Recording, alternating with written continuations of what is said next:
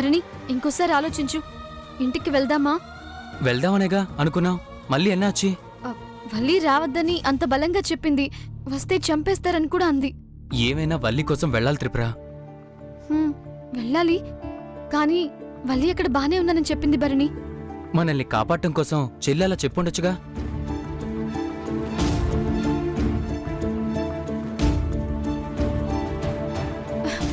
ఇప్పుడేం చేద్దామంటావు? నువ్వే చెప్పు. లేదు భరణి, నాకేం తెలియట్లేదు. ఎన్న త్రిపుర? ఓకే ఓకే, టాస్ వేద్దాం. కాయిన్ ఇవ్వు. ఇవ్వు.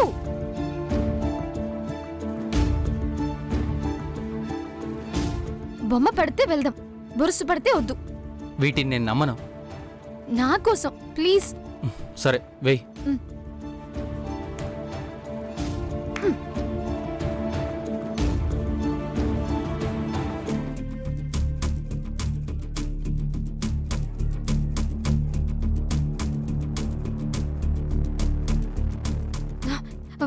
భరణి, బొరుసు పడింది. అంటే వెళ్ళొద్దని చెప్తోంది. అప్పుడియా? సరే, ఇంకొకసారి వెయ్యు, అప్పుడు బొరుసు పడితే నమ్ముతాను. సరే.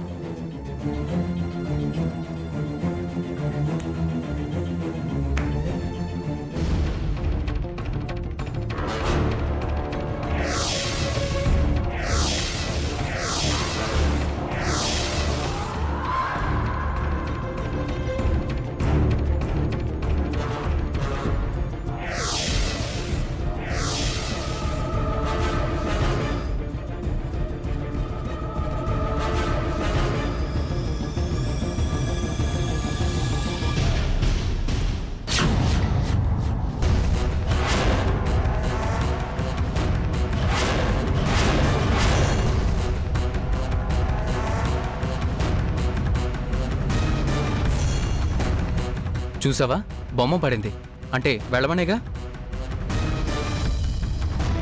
చెప్పాగా, ఇలాంటివన్నీ నమ్మకూడదు.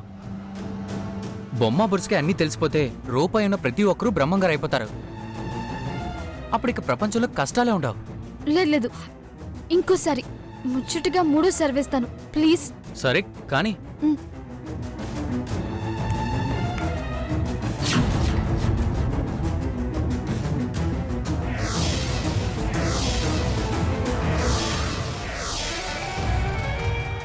ఏంటి త్రిపుర? భయంగా ఉంది భరణి. త్రిపుర, ఇంటికి వెళ్తే మనల్ని విడగొడతారా? విడగొడితే విడిపోయే బలహీనమైన ప్రేమ మనది కాదు. మరి అలాంటప్పుడు ఈ జోష్యం దేనికి? ధైర్యంగా వెళ్దాం పదా. నువ్వు ఇంకేమన్నా చెప్పాలా? ఇంకేమన్నా అబద్ధం చెప్పాలనుకుంటే చెప్పేయి. నేను చూడాలనుకుంటున్నాను నన్ను మోసం చేయడానికి నువ్వు ఎంత నీచానికి దిగజారగలవు అని. ఎందుకు ఆలియా, ఎందుకు నువ్వు ఇలా చేసావు? నీకు తెలుసు కదా, నానమ్మ తర్వాత నీ ఒక్కదానిని కదా నేను పూర్తిగా నమ్మేది. ఏమన్నావు నువ్వు? ఈ మధ్య అన్నిటినీ మర్చిపోతున్నావా? అది చాలు. వాటిలో ఉన్న శక్తి విషయాన్ని గ్రహించి మనకు వివరిస్తాయి.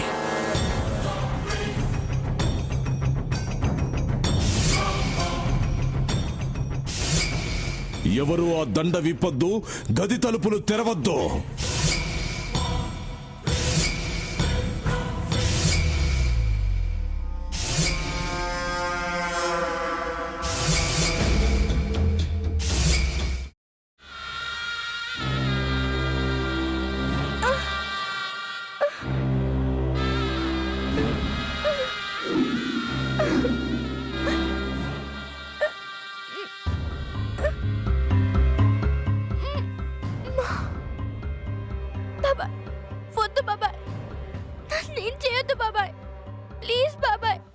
నీకు నిజం తెలిసినప్పుడే నా ఆలోచనలో నువ్వు చచ్చిపోయావు.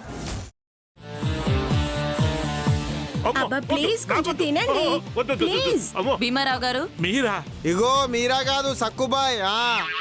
అవును, మీ పనామే లేచిపోయిందని చెప్పి కంప్లైంట్ ఇచ్చినావు కదా.